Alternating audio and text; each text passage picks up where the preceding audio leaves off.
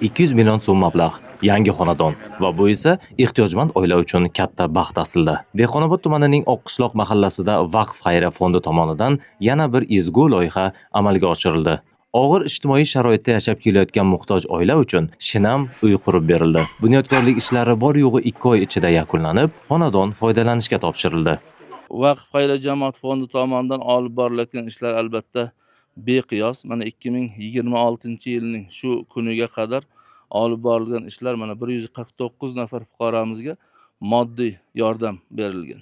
Shu yil Ramazon oyida Ijtimoiy himoya milliy agentligining reyestrida turadigan barcha fuqarolarimizga va nogironligi bor fuqarolarimizga bir martalik 1 million so'mdan moddiy yordamlar ajratilgan.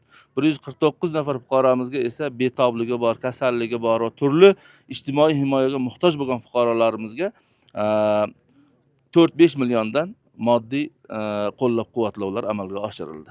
Viloyatimizning olis Dehqonobod hududini eng chekka hududlaridan bir nogironligi bor, uy joyi hamin qadar bo'lgan bir fuqaromizga Vaqf xayriya jamoat fondi tomonidan uy joy qurib berildi.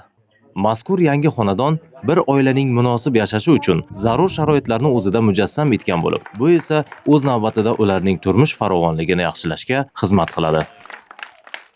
Biz shu eski uyda bolaligimdan yashab kelmoqda edim. Bu uyimiz yashash faoliyatiga ko'p javob berilmay qoldi. Ijtimoiy himoya milliy agentligiga murojaat qildik.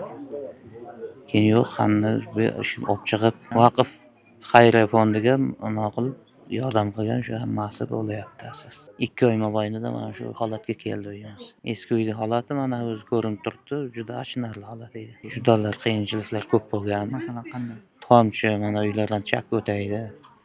Qorlar ustida yog'ochlar sinadigan holatda bo'lib qolgan edi. Xullas, yaxshi emas edi holat.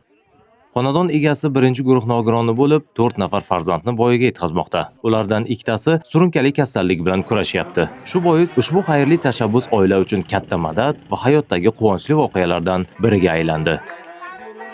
Bu oilamiz boya Ishboyev Otabek aka oilasi bu ijtimoiy reyestrda turadi. Kam ta'minlangan oilalar ro'yxatida turadi. O'zi ham boyag'ida birinchi guruh nogirani, boyag'ida qon kasalligiga yaqin har oyda borib doktor nazoratida turib to'liq sifxona o'qib kelinadi. Davlat tomonidan bo'linadigan doim yordam bo'lib keladi bunga.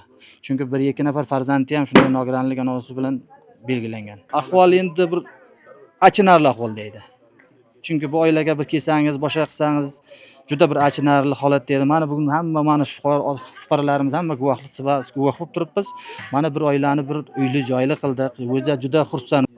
Mehr oqibat, saxovat va insonparvarlik tamoyillarini o'zida mujassam etgan bunday xayrli ishlar ehtiyojmand oilalarni qo'llab-quvvatlash, ularning hayot sifatini yaxshilash yo'lidagi amaliy sa'y-harakatlarning yana bir yorqin ifodasidir. Mana men Otabek bilan 30 yildan beri qo'shni turaman. Shu haqiqatan birinchi guruh nogirani. Uylaridan tomchi tomaydi, o'zi davolanaman desa, o'ziga bora olmas edi, bolalarini davolataman desa, bolalariga bora olmas edi.